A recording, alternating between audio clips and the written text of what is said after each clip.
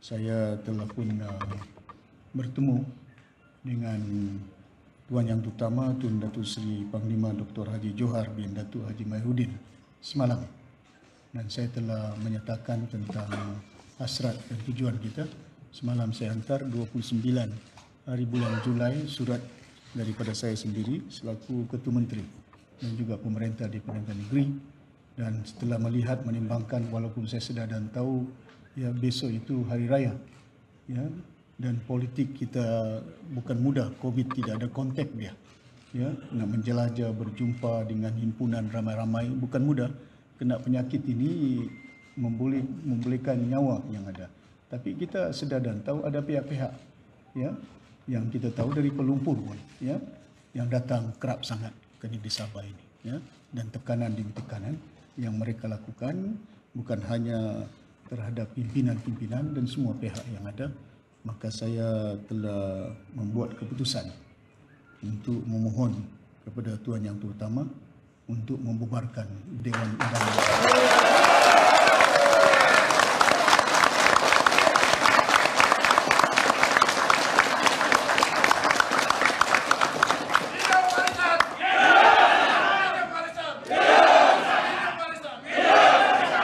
Semalam saya datang, saya maklumkan Tun.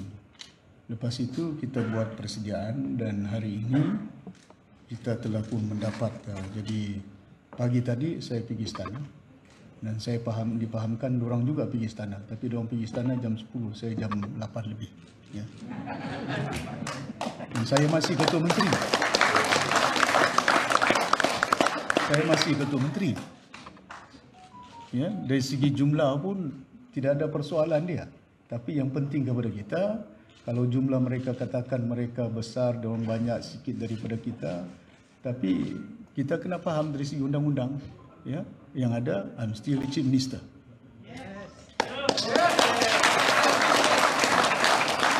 Undang-undang, the Chief Minister of the day can request for dissolutions of Dewan. And it is under the Constitution's state enactment yang ada, TYT mempunyai hak dalam perlembagaan untuk membubarkan ataupun tidak Dewan Undangan Negeri ini. Itu kuasa mutlak kepada Tuan Yang Terutama. Ya, sama ada jumlah sana jumlah sini ada ya. Jadi saya sedar daripada awal pun saya mempunyai SD 45, tebal SD saya. Tapi ada yang tidak kuat iman, terbeli, dijanji jawatan ya. Jadi ada yang menyatakan bahawa kita ini, ada satu orang YB itu menyatakan bagus kraft tangan orang Sabah ini. Jadi kita ini menjadi kraft tangan sudah, handicraft yang mudah dibeli, yang mudah dijual. Jadi oleh kerana keadaan itu, saya yakin orang Sabah ada maruah.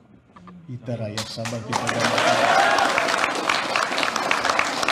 Nah, saya tahu dengan tekanan-tekanan yang mereka lakukan, harapan mereka bila mereka tekan kepada saya, kita akan U-turn, kita akan sokong mereka.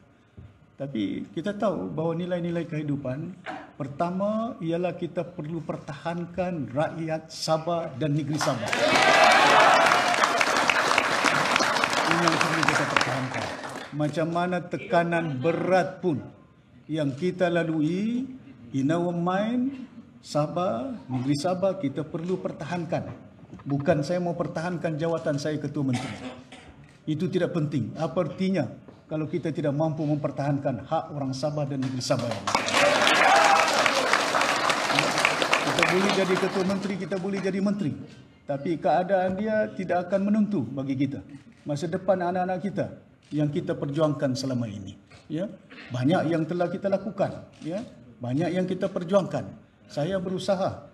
Sudah banyak kita jadi, tapi buat kilang masih berjalan lagi. Kilang minyak masalah, kilang itulah kita nak buat. Ya. Tapi berbagai tekanan yang dilakukan kepada kita. Ya. Tapi kita yakin dan sedar bahawa insyaAllah, ya, saya yakin orang Sabah bijak, orang Sabah mempunyai kuasa. Mereka ada kuasa pelumpur.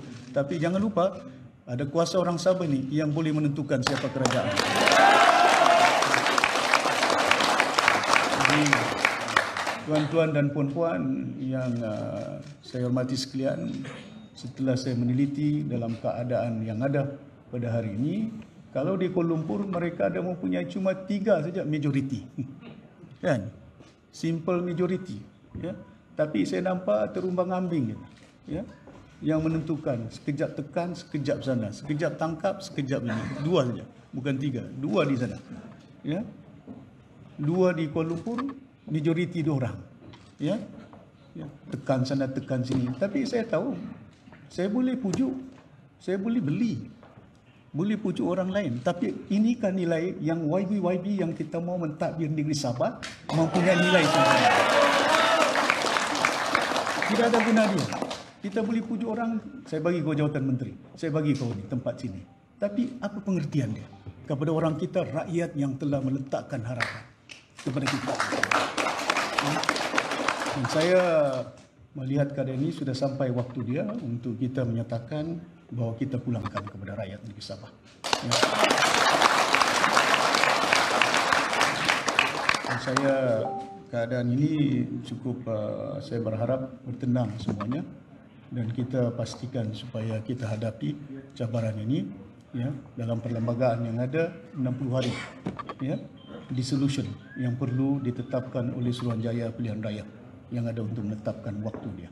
Jadi tuan-tuan dan puan-puan, setelah saya membuat surat semalam, saya jumpa dengan TYT sebelah malam, surat yang saya buat yang ini ya. Lepas itu pagi tadi saya juga bertemu dengan Tuan Yang Terutama dan Tuan Yang Terutama telah pun memperakukan untuk membubar Dewan.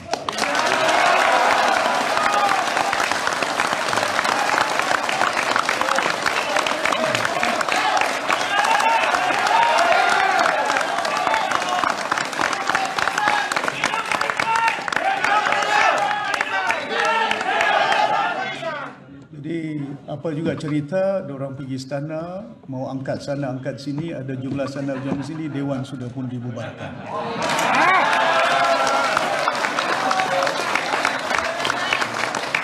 Dalam perundangan negeri Sabah, perundangan negara kita, walaupun Dewan bubar, dalam jangka masa 60 hari, I'm still the caretaker.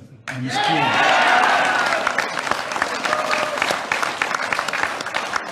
Saya masih lagi jadi Ketua Menteri Mentadbir Negeri Sabah ini. Ya.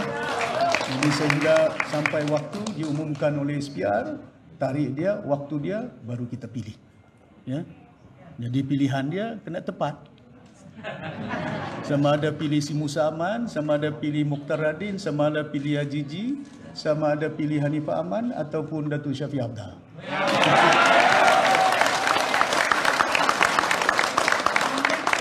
Terima kasih banyak. Sekarang? Yes.